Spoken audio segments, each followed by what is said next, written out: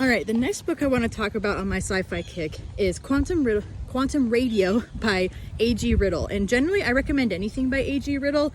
He's, I wouldn't say hard sci-fi, and he's not quite soft sci-fi either, because he does explain and get into the weeds a little bit of scientific concepts. But it's not super dense. It's pretty easy to read. So I'd say it's like medium sci-fi, if that makes any sense.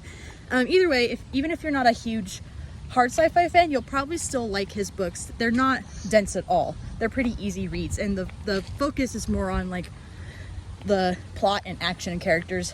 I almost say like he's more action book than pure sci-fi, if that makes any sense. So yeah, Quantum Radio by A.G. Riddle.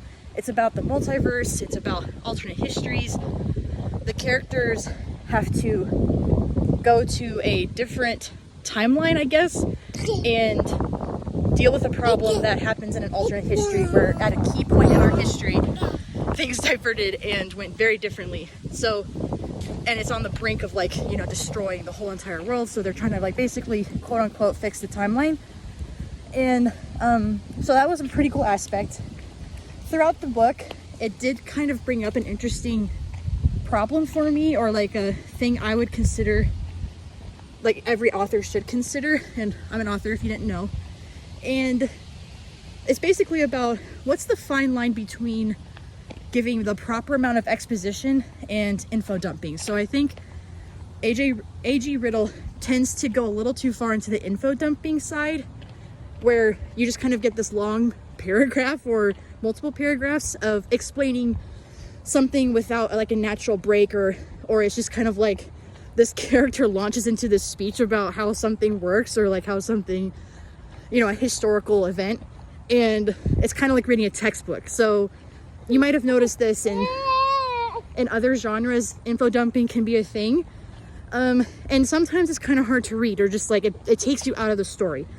So it made me kind of reflect on, as an author, how do you know, deliver the necessary amount of exposition without making it into sort of like a boring textbook-like thing. What you could do is you could put it into like dialogue, or like, you know, there's a character that serves as the, sort of fills the role of the reader into wanting to know the information, and then there's the person delivering the information, and they go back and forth in a conversation. So that's usually perhaps what you would do to deliver information, or like exposition. Another way would be just to put it into the narrative, like embed tidbits here and there, so that the reader slowly gathers all the necessary information to set up the proper context of the setting or the situation. All those are really great strategies. Sometimes, however, you need to deliver a lot of information quickly, and that's where this book comes in with an interesting sort of unique problem to this book or genre, perhaps, with alternate history. So, you know, when you have an alternate history, you need to be able to get people on board, or like on the same page with, okay, what's the general history behind this particular event? And then how did this particular timeline diverge from that event? And I couldn't really think of a better way to do that without, you know, making it really tedious and slow in dialogue. Because, you know, you could say like, well, then this and this happened, and then the other person in the dialogue asks like, but what about this? And then they just go back and forth a lot. It's kind of inefficient, I guess, in my opinion. And also, they did get some context clues just in, you know, the timeline they were in. So there's a little bit of information leaking through as they explore their environment. Perfectly fine. But there comes a point where you probably just have to just dump it out, like do an info dump. And I wonder if A.J. Riddle was kind of contending with that, and he ultimately decided, I just gotta write it out. He did kind of introduce it in a unique way. The characters were in a museum, and so they were looking at the placards that were giving the history of certain events. So you know what, I could certainly imagine him sitting there trying to write this book and being like, this is going to be the best way to deliver the information without making it, you know, without dragging the story down, or the pacing of the plot down.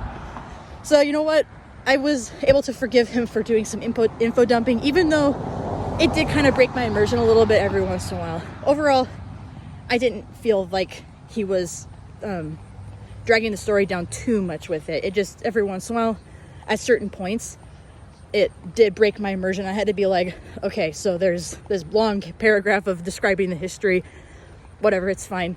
It kind of was necessary for the story, I suppose. I'm not sure I could have done it any better. So kudos to AJ Riddle. It definitely made me think about, you know, a kind of niche problem, but it was an interesting problem to think about, and I wanted to share that with y'all. Otherwise, this book, I'd give it 4 out of 5 stars. I think the info dumping did kind of hold it back from giving it 5 out of 5 stars, but it was pretty good, pretty actiony, pretty quick paced usually, except for the info dumping, and characters are pretty good. And then yeah, I think that's my complete thought on it. I recommend it if you like multiverse sort of stories, if you like alternate history, if you are World War II buff, probably like it. So yeah, I recommend Quantum Radio by A.G. Riddle.